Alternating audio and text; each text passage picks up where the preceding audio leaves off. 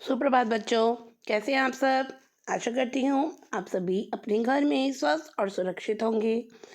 हमने पिछले प्रकरण में पुनरावृत्ति शुरू की थी, हमने अपने पूरे सिलेबस की। उसमें हमने लघु कथा लेखन के विषय में पढ़ा था। आज पुनरावृत्ति भाग 2 में हम अनुच्छेद लेखन के विषय में पढ़ेंगे। वैसे तो हम सब लोग अनुच्छेद लेखन के विषय में कक्षा 6 से पढ़ते आ रहे हैं और अब लिखते भी आ रहे हैं, लेकिन इसके विषय में महत्वपूर्ण जानकारी हम बड़ी कक्षाओं में आकर ही पाते हैं कि अनुच्छेद लिखने के नियम क्या होते हैं। देखते हैं अनुच्छेद लेखन क्या है। अनुच्छेद लेखन किसी विषय का संक्षेप किंतु स्पष्ट वर्णन करना अनुच्छेद लेखन कहलाता है। अनुच्छेद में एक ही विषय को संक्षिप्त रूप में लिखा जाता है। विषय से परे अनुच्छेद में कुछ भी नहीं लिखा जाता। अनुच्छेद को हम कह सकते हैं निबंध का छोटा रूप। निबंध में हम उस शीर्षक को बहुत विस्तृत रूप से लिखते हैं, लेकिन अनुच्छेद में हम उसको संक्षिप्त रूप में लिखते हैं। अनुच्छेद अपने आप में एक स्वतंत्र और पूर्ण रचना है। इस निबंध का छोटा रूप मान सकते हैं या इसे लघु निबंध भी कहा जा सकता है। अंग्रेजी में इसे पैराग्राफ राइटिंग कहा जाता है। अंग्रेजी में क्या कहते हैं? Paragraph writing. दूसरे शब्दों में किसी विषय या दृश्य या घटना पर अपने विचारों को व्यक्त करने के लिए लिखे गए संबंध और छोटे छोटे वाक्यों के समूह को अनुच्छेद लेखन कहते हैं। अगर हम दूसरे शब्दों में कहें कि अनुच्छेद क्या है, तो दूसरे शब्दों में किसी विषय, शीर्षक पर या दृश्य, कोई हमने दृश्य देखा या कोई घटना घटी, उस पर अपने विचारों को व्यक्त करने के लिए लिखे गए उससे संबंध और छोटे छोटे वाक्यों के समूह को हम अनुच्छेद लेखन कहते हैं। अनुच्छेद लेखन किसी शीर्षक पर लिखना, किसी दृश्य को देखना और किसी घटना पर आधारित अपने विचारों को व्यक्त करना और उनको छोटे छोटे वाक्यों के माध्यम से एक समूह में इकट्ठा करना ही अनुच्छेद लेखन कहलाता है। अनुच्छेद लेखन में विषय से संबंधित चीज़ों का वर्णन बिल्कुल सटीक, संतुलित तथा पूर्ण होना चाहिए। बच्चों, हमें अनुच्छेद लिखते समय इन चीज़ों का ध्यान देना चाहिए कि वर्णन बिल्कुल सटीक हो, जैसा देखा है, जैसा घटा है वही हो, संतुलित हो, ऊपर नीचे डावाडोल ना हो और पूर्ण हो, अधूरा ना हो।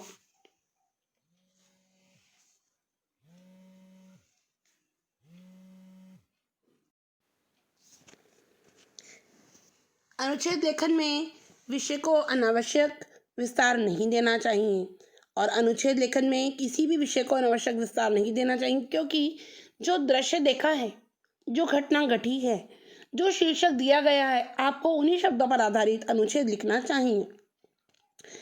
अनुच्छेद लेखन में विषय से संबंधित व विषय के सकारात्मक पक्ष को ही लिखना चाहिए। हमें किसी भी घटना, किसी भी चीज़ पर नकारात्मक सोच न रखनी चाहिए और ना ही उसे हमें अपने लेखन में लिखना चाहिए। तो अनुच्छेद लेखन में जो भी लिखा जाए वो विषय से संबंधित हो और विषय के सकारात्मक पक्ष को ही लिखा हो। इसमें सभी वाक्य एक दूसरे से जुड़े होने चाहिए, उनमें क्रम होना चाहिए आदि। अनुच्छेद लिखते समय हमें किन किन बातों का ध्यान रखना चाहिए? अनुच्छेद लिखते समय हमें निम्नलिखित बिंदुओं पर आधारित चीज़ों को ध्यान में रखना चाहिए, जिसमें से नंबर 1 है, अनुच्छेद लेखन में संकेत बिंदु या रूपरेखा अवश्य बनानी चाहिए। अनुच्छेद लेखन में हमें सबसे पहले संकेत बिंदु या रूपरेखा अवश्य बना लेनी चाहिए। विषय से बाहर कुछ भी नहीं लिखा जाना चाहिए। जो भी लिखना है हमें विषय के अंतर्गत ही लिखना है। अनुच्छेद लेखन में हम अनावश्यक विस्तार से बचें। हमें बात को उतनी ही लिखनी चाहिए जितनी देखी गई हो, घटित हुई हो। संकेत बिंदु को ध्यान में रखकर ही लिखना चाहिए। अनुच्छेद लिखने की भाषा शैली सरल, सहज, सजीव, प्रभावशाली व पठनीय होनी चाहिए। छोटे छोटे वाक्यों का प्रयोग बहुत अच्छा होता है। विराम चिन्ह, कॉमा आदि का ध्यान रखना चाहिए। शब्द सीमा 100 से 120 से अधिक नहीं होनी चाहिए। अनुच्छेद में विषय से किसी एक ही पक्ष का वर्णन करें। अनुच्छेद लेखन में विषय से संबंधित विचारों को क्रमवार तरीके से रखा जाता है कि अनुच्छेद लेखन में क्या होता है, जो हमारे मन में विचार होते हैं उनको हमें ऊपर नीचे नहीं लिखा जाता, उन्हें क्रमवार मीन्स एक क्रम में, एक फ्लो में लिखना चाहिए, रखा जाता है, ताकि उसे पूर्णता दी जा सके। अगर हम ऐसा नहीं करेंगे तो हमारे अनुच्छेद अधूरा रह जाएगा, उसको हमारे विचारों को पूर्णता नहीं मिल सकती। विषय से हटकर किसी भी बात का उल्लेख नहीं होना चाहिए। जो विषय आपको दिया गया है, आपको उसे ही संबंधित वाक्य को उसमें लिखना चाहिए।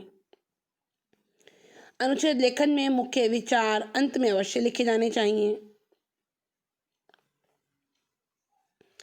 अनुच्छेद लेखन में कहावतें, मुहावरों, सूक्ति, कविताएं आदि का प्रयोग भी किया जा सकता है। कुछ अंग्रेजी शब्दों जैसे इंटरनेट, टेलीविज़न, कंप्यूटर, फ़ोन आदि का इस्तेमाल भी किया जा सकता है। तो ये थी कुछ महत्वपूर्ण बातें जो विद्यार्थियों हमें अनुच्छेद लिखते समय, अनुच्छेद का सृजन करते समय हमें अपने मन में विचारों को लाने से पहले जो बहुत ध्यान में रखनी होती हैं। आइए हम 3 विषय देखते हैं। अनुच्छेद के कुछ उदाहरण हैं आपके सामने मैं लेकर आई हूँ, उनके माध्यम से देखते हैं हम। सबसे पहला उदाहरण है आपका स्कूल में वार्षिकोत्सव। स्कूल में वार्षिकोत्सव मीन्स आपके स्कूल में फंक्शन होता है, एनुअल फंक्शन होता है, या किसी भी अवसर पर जो भी आपके स्कूल में कार्यक्रम होते हैं।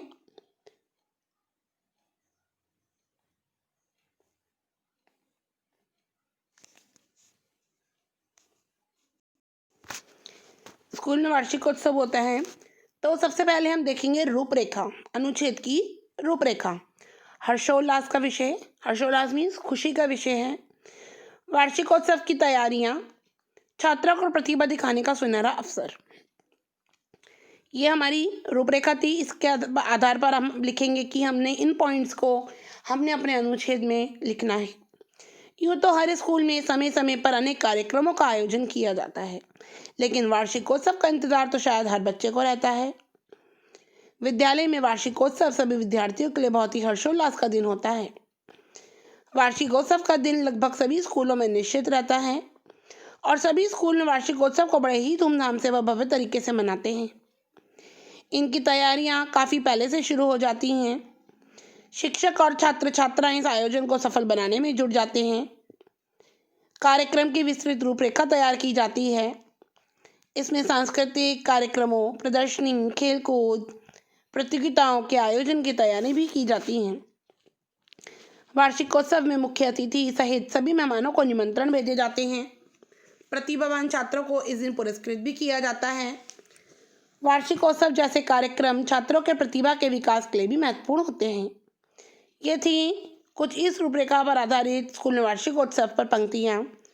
उदाहरण दूसरा देखते हैं। यदि परीक्षा ना होती, अगर मैं ऐसा कहूँ कि यदि परीक्षा ना होती तो आप तो बहुत खुश हो जाते, लेकिन ऐसा नहीं है। यदि परीक्षा ना होती, इसकी रूपरेखा है। परीक्षाएं ना होने पर आनंद ही आनंद। परीक्षा विद्यार्थियों के ज्ञान की सूचक नहीं। अभिभावकों को राहत। परीक्षा से बचना असंभव। देखिए, परीक्षाएं विद्यार्थियों की नाक में दम कर देती हैं। साल भर चलने वाली परीक्षाओं, कभी यूनिट टेस्ट, कभी छमाही, कभी वार्षिक परीक्षाएं छात्रों को चैन से जीने नहीं देती। कितना अच्छा होता है यदि परीक्षा ही ना होती। हम छात्रों के सिर पर किसी भी परीक्षा का बोझ ना होता तो हमारे जीवन में आनंद ही आनंद होता। परीक्षाओं को व्यर्थ में इतना अधिक महत्व दिया जाता है क्योंकि साल भर की पढ़ाई का मूल्यांकन 2-3 घंटों के एक पेपर पर कैसे हो सकता है। परीक्षा को विद्यार्थियों ज्ञान की सूचक तो कतई नहीं माना जा सकता है। बच्चों की पढ़ाई के पीछे माँ बाप की नींद, चैन सब हराम हो जाती है। वो अपनी मेहनत की सारी कमाई ट्यूशन, कोचिंग